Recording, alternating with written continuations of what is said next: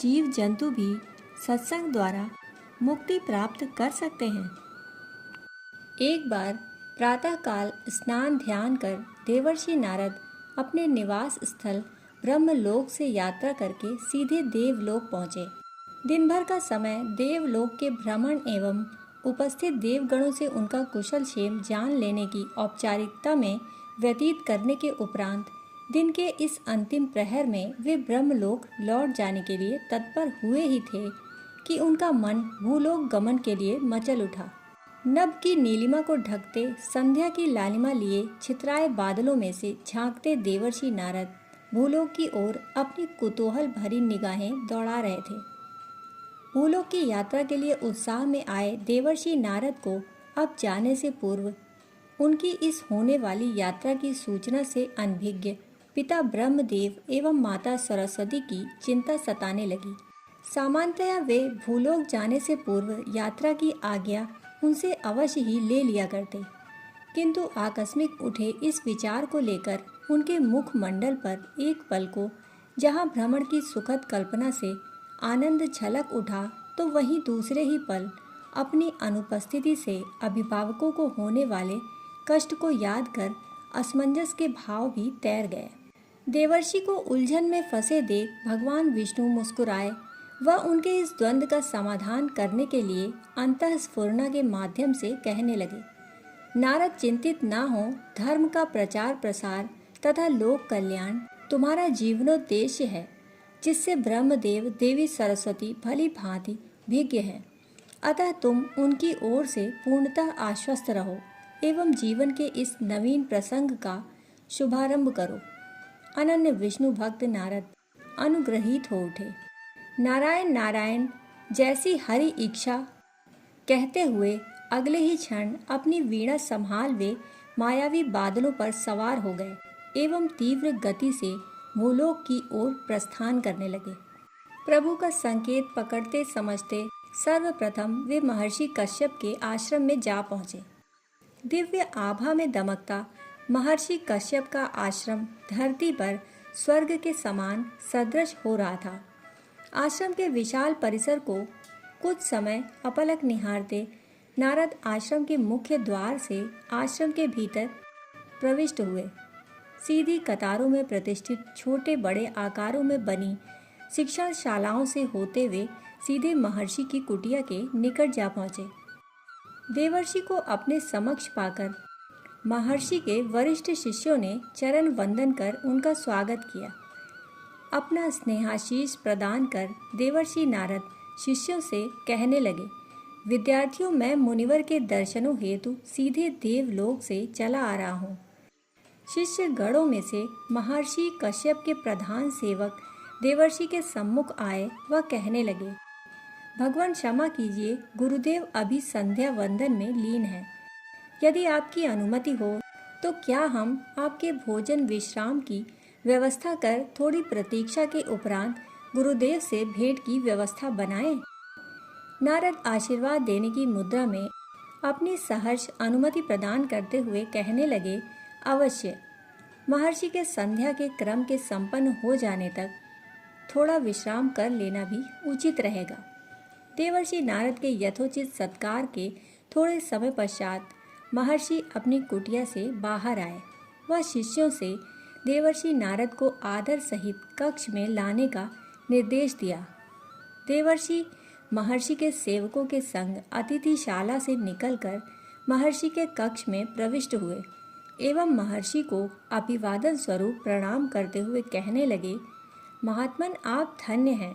निर्गुण ब्रह्म तत्व को अपने प्रचंड तप से साकार सगुण स्वरूप में सर्वोपलब्ध कराने वाले हे महर्षि, आपको नारद का शत शत नमन।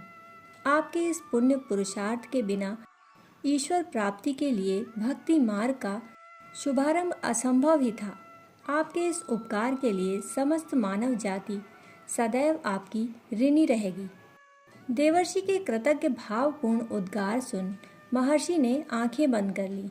वह गहरा श्वास छोड़ते हुए कहने लगे, देवर्षि, भगवत सत्ता के उद्घाटन में निमित्त की भूमिका निश्चित ही सौभाग्यपूर्ण घटना थी। अध्यात्म तत्व की गंभीर परिचर्चा में ध्यानस्थ मुनि श्रेष्ठ एवं महर्षि को समय का पता न चला। संध्या के इस अंतिम भाग में देवर्षि व्यग्र होते महर्षि से जाने की आज्ञा मांगने लगे। महर्षि अपना आशीष प्रदान करते हुए कहने लगे, विधान की जय हो। नारद महर्षि कश्यप के आश्रम से होते हुए महर्षि शौनक के आश्रम को जा रहे थे। रात्रि हो चली थी, किंतु नारद को अभी तक इसकी आहट सुनाई न दी। वे तो बस धरती के संस्पर्श के अनुभव का आनंद लेते महर्षि शौनक के आश्रम की ओर निरंतर बढ़ते चले जा रहे थे।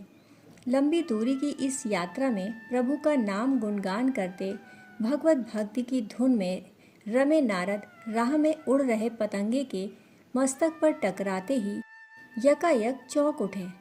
पंखों में संतुलन बनाकर उड़ते टिमटिमाते जुगनू को वृक्ष लताओं की ओर से जाते देख नारद की दृष्टि आकाश की ओर जाकर थम गई। आकाश में छाए घुप अंधियारे में बिखरे तारों को देख वे वहीं ठिठके। स्वयं से संवाद करते हुए कहने लगे, नारद यह क्या, रात्रि हो गई और महर्षि शौनक का आश्रम तो अभी भी नहीं दिख रहा। अनवरत यात्रा करते महर्षि कश्यप का आश्रम भी काफी पीछे छूट गया। नारद प्रभु को याद करते आगे कहने लगे, नारायण नारायण, अब क्या योजना है नारद। स्वयं ही उत्तर देते हुए कहने लगे, जैसी प्रभु की इच्छा। प्रतीत होता है कि भोर होने तक की प्रतीक्षा करनी होगी। वन में मार्ग के निकट एक वट वृक्ष के सहारे बैठ वे रात भर अपनी वीणा बजाते रहे। सुबह हुई, हल्का सा प्रकाश भी होने लगा। उन्होंने देखा सामने कुछ दूरी पर बैठा एक श्वान अत्यंत तन्मयता के साथ वीणा की ध्वनि और नारायण जप सुन रहा है। आश्चर्यचकित नारद सोचने लगे, क्या पशु भी वीणा के संगीत की मधुरता और ईश वंदना की शीतलता को अनुभव कर सकते हैं। नारद स्वभावगत वीणा के तारों को झंकृत करते हुए नारायण नारायण का जप भी करते चले जा रहे थे। जब वे काफी आगे निकल गए तो अनुगमन कर रहे उसी श्वान को देखकर हतप्रभ रह गए। उन्होंने पाया कि श्वान के चेहरे पर वही तन्मयता, वही गहनता है जो वट वृक्ष के नीचे थी। एक बार को उनका मन हुआ कि उस श्वान को भयभीत करके भगा दें, किंतु दूसरे ही क्षण आत्मा ने उत्तर दिया कि यह गलत होगा। श्वान वीणा के संगीत और नारायण जप पर मुग्ध है, इसलिए उसे साथ आने से न रोका जाए। यात्रा करते नारद शांतायान वन में महर्षि शौनक के आश्रम पहुँचे। वह श्वान भी साथ था। आम्र वृक्ष के नीचे बैठकर ऋषि शौनक कुछ लिख रहे थे। नारद उनके सामने पहुँचे और नारायण नारायण कहकर अभिवादन किया। पीछे से भी नारायण नारायण की आवाज़ आई। नारद अचंभित थे कि उनके अभिवादन को किसी ने दोहराया। उनके पीछे खड़े श्वान ने पुनः नारायण नारायण का उच्चारण किया।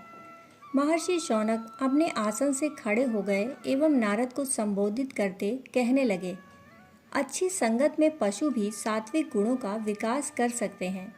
यह श्वान ईश भक्ति की सिद्धि को प्राप्त कर चुका है। इसने अल्प काल में ही ईश्वर की निकटता को पा लिया। यही कारण है कि यह अपनी स्वाभाविक वाणी का परित्याग कर भक्तों की वाणी बोल रहा है। श्वान सामने आया और महर्षि शौनक और नारद के चरणों के निकट आकर बोला, ऋषिवर, संसार के महान मनीषियों से मैंने नारायण शब्द को सुना और उसे अपनी आत्मा से जपना आरंभ किया। मेरे मन से विद्वेष, हिंसक प्रवृत्ति और काम वासना उसी समय दूर होती चली गई। आपसे प्रार्थना है कि आप मुझे मुक्ति का आशीष दें। भूत, वर्तमान एवं भविष्य तीनों कालों के ज्ञाता, सत्यभाषी, कठोर तपस्या के कारण लोक विख्यात देवर्षि नारद बोले, प्रिय, आपने मानव जाति से भी महान कार्य किया है। आपको मैं आदरणीय मानता हूँ। अपने तप और साधना के बल पर एकत्र शक्ति से मैं आपको यह आशीष देता हूँ कि आप सशरीर स्वर्ग की यात्रा करेंगे और वहाँ पहुँचकर देव स्वरूप हो जाएंगे। इस समूचे घटनाक्रम के दृष्टा महर्षि शौनक अपने शिष्यों को सत्संग के महात्म्य को प्रकाशित करते हुए कहने लगे, शिष्यों सदा उत्तम ज्ञान, उत्तम चरित्र और उत्तम व्यवहार के व्यक्तियों के पास ही उठना बैठना चाहिए। इससे जीवन में समृद्धि, शांति और प्रसन्नता आती है। सत्संग किसी भी प्राणी को सन्मार्ग दिखा सकता है, वह मनुष्य हो या पशु पक्षी। सत्संग के माध्यम से परम पद प्राप्त करता है। कालांतर में महाभारत काल में युधिष्ठिर के साथ स्वर्ग आरोहण के लिए जाने वाला श्वान यही था, जिसने देवर्षि नारद की कृपा से सशरीर स्वर्ग की यात्रा संपन्न की थी। दोस्तों, कहानी सुनने के लिए आपका बहुत बहुत आभार। फिर मिलते हैं ऐसी ही कहानी के साथ। तब तक के लिए धन्यवाद।